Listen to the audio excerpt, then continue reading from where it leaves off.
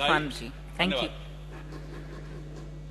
बहुत शुक्रिया काबिल एहतराम अधिष्ठाता जी, आपने मुझे श्री राज्यपाल जी के अभिभाषण पर बोलने का मौका दिया। उससे सबसे पहले मैं आपका शुक्रिया अदा करता हूँ।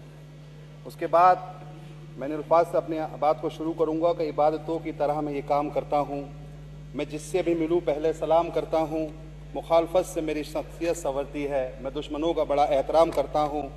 मैं डर चुका हूँ बहुत सायादार पेड़ों से, तभी तो धूप में बिछाकर आराम करता हूँ। और मुझे खुदा ने जो बख्शा है खिदमतों का हुनर है मेरे पास, जो भारत के नाम करता हूँ। मैंने जब अभिभाषण को गौर से पढ़ा तब पाया कि उक्त अभिभाषण में सरकार ने अपनी आंकड़ा प्रबंधन की महारत का उत्कृष्ट प्रदर्शन करते हुए पसंद को दिखाने और नापसंद को छुपाने का काम किया है। अभिभाषण में अंकित तथ्यों की तुलना जमीनी हकीकत से करने पर पता चलता है कि इसमें अंकित दावे झूठे और खोखले हैं। प्रदेश के लोग महंगाई, गरीबी, बेरोजगारी, खराब स्वास्थ्य सेवाएं, शिक्षा क्षेत्र, उपेक्षा, मानवाधिकार उल्लंघन, भ्रष्टाचार, पुलिसी अत्याचार, जाति धर्म के नाम पर भेद और हिंसा आदि से त्रस्त हैं। नीति आयोग की रिपोर्ट के अनुसार उत्तर प्रदेश में 52% गरीबी होना, राष्ट्रीय महिला आयोग की रिपोर्ट के अनुसार महिलाओं के विरुद्ध अपराधों की शिकायतों में 54% उत्तर प्रदेश से होना इस अभिभाषण को सरकार की विफलताओं पर पर्दा डालने का निरर्थक प्रयास सिद्ध करता है। पीड़ित लोगों को इंसाफ नहीं मिलने तथा सरकार विरोधी लोगों को, विपक्षी विधायकों को झूठे मामलों में फंसाने से प्रदेश भर में निराशा और भय का वातावरण पैदा हुआ है। प्रदेश सरकार की केंद्र सरकार के निर्देश पर कारपोरेट परस्त नीतियों से प्रदेश का किसान, नौजवान, मजदूर, महिलाएं, छोटे व्यापारी, सरकारी कर्मचारी और सभी परेशान होकर पूरी तरह नाउम्मीद हो चुके हैं। इन सभी लोगों की अभिभाषण में केवल इसलिए परंपरागत चर्चा की गई है ताकि उन्हें लगे कि उनकी चर्चा हो रही है। हकीकत में न केवल इन लोगों बल्कि चौकीदार, होमगार्ड, पीआरडी जवान, आशा, आंगनवाड़ी, एएनएम, शिक्षा मित्र, उर्दू टीचर, शिक्षानुदेशक, वित्तविहीन कॉलेज शिक्षा, मनरेगा कर्मी, केयर टेकर, पंचायत सहायक आदि मानदेय कर्मियों के हितार्थ भी हालात बदलने वाला कोई सकारात्मक निर्णय सरकार ने नहीं किया। इस अभिभाषण में सरकार की पुरानी घोषणाएं और वादों का उपलब्धि के रूप में जिक्र नहीं होना उस मजमा लगाने वाला की तरह है जो सांप और नेवले की लड़ाई दिखाने का वायदा करके भीड़ को केवल अपना चूरन या मंजन बेच देता है। मैं सरकार के संरक्षण में अब तक किए गए हर प्रकार के भेदभाव और विभिन्न चुनाव और उपचुनावों में सत्ता पक्ष द्वारा की गई ज्यादती को इसलिए समाप्त करने का अनुरोध करता हूं कि हम सभी भारत माँ की संतानें हैं और भारत माँ अपनी किसी भी संतान के साथ ज्यादती से दुखी ही होगी और कभी खुश नहीं हो सकती। मैं सरकार की नाइंसाफी पर पर्याय बन चुके बुलडोजर नीति पर भी केवल एक शेर सुनाना चाहता हूँ। अमीर शहर बुलडोजर चलाना खूब है लेकिन, अमीर शहर बुलडोजर चलाना खूब है लेकिन लहू जब अदल का बहने लगे अच्छा नहीं होता। मैं अभिभाषण पर चर्चा करते हुए माननीय अधिष्ठाता महोदय आपके माध्यम से स्थानीय जनहित के भी कुछ मुद्दे अपने रखना चाहता हूं। मैं मुख्यमंत्री जी की प्राथमिकता वाली योजना अटल आवासीय योजना मेरी विधानसभा में है।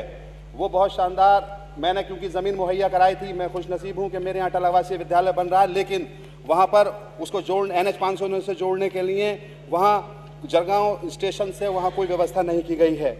तहसील बिलारी क्षेत्र के किसानों की कृषि उपज का स्थानीय स्तर पर बेहतर मूल्य दिलाने के लिए मंडी समिति वहाँ स्वीकृत हो चुकी है, गजट भी जारी हो चुका है। मेरे वालिद साहब जब विधायक हाजी मोहम्मद इरफान साहब विधायक थे, अखिलेश यादव साहब मुख्यमंत्री थे, तब उन्होंने गजट मंजूर कर दिया था, लेकिन इस सरकार ने अभी तक कोई धन जारी नहीं किया है। जिला मुरादाबाद के सीमावर्ती पिछड़े क्षेत्रों में बिलारी सरथल मार्ग से दारनी बिलारी मार्ग को जोड़ने तथा नया मार्ग को चौड़ीकरण करने का भी सुझाव इसमें नहीं रखा गया है। छात्राओं की उच्च शिक्षा हेतु राजकीय डिग्री कॉलेज की स्थापना की जाए। सामुदायिक स्वास्थ्य केंद्र बिलारी में डॉक्टरों की कमी है, उन्हें पूरा कराया जाए। जनपद मुरादाबाद में और बिलारी में कोई ट्रॉमा सेंटर नहीं है, उसका भी कोई जिक्र नहीं किया गया है। राजकीय इंटर कॉलेज नगलिया जट, राजकीय इंटर कॉलेज थामला और जो भी राजकीय इंटर कॉलेज हैं उसमें वहां पर पदों के सापेक्ष भर्ती की जाए। तहसील बिलारी की सबसे बड़ी ग्राम पंचायत रुस्तमनगर सहसपुर को नगर पंचायत का दर्जा दिलाया जाए, उसका भी सारे की प्रक्रिया पूरी हो चुकी है, लेकिन अभी तक सरकार ने उस पर कोई ध्यान नहीं दिया है। शिक्षा मित्रों के मानदेय में वृद्धि की जाए। खेल प्रतिभाओं को आगे लाने के लिए एक मिनी खेल स्टेडियम की स्थापना की जाए। विचेटा के चौराहे से डारनी मार्ग तक सड़क का चौड़ीकरण किया जाए। NH 509 द्वारा बनाए आगरा नेशनल हाईवे पर बिलारी से आरिल नदी तक नाले को जोड़कर सुचारू किया जाए। जनपद मुरादाबाद में जो हवाई अड्डा बना है वो सिर्फ हवाई है, वो 2 दिन के लिए इनॉग्रेशन तो हुआ, लेकिन अधिष्ठाता महोदया कोई कार्य वहां नहीं हुआ। आप जाकर देख लीजिए। मैं चाहता हूं कि सरकार संज्ञान ले और वहां से हवाई यात्रा शुरू कराई जाए। और मैं ये कहना चाहता हूं, जो हमारी बिलारी में गेस्ट हाउस बना हुआ है, उस पीडब्ल्यूडी गेस्ट हाउस में भी पीडब्ल्यूडी मिनिस्टर साहब बहुत जगह है वहां पर को धन जारी करने का कोई प्रावधान, कोई भी बात इसमें नहीं रखी गई है। मैं बिलारी में आयुष अस्पताल के नाम पर रिक्त पड़ी भूमि पर अधिशेखर आयुष अस्पताल का निर्माण कराया जाए।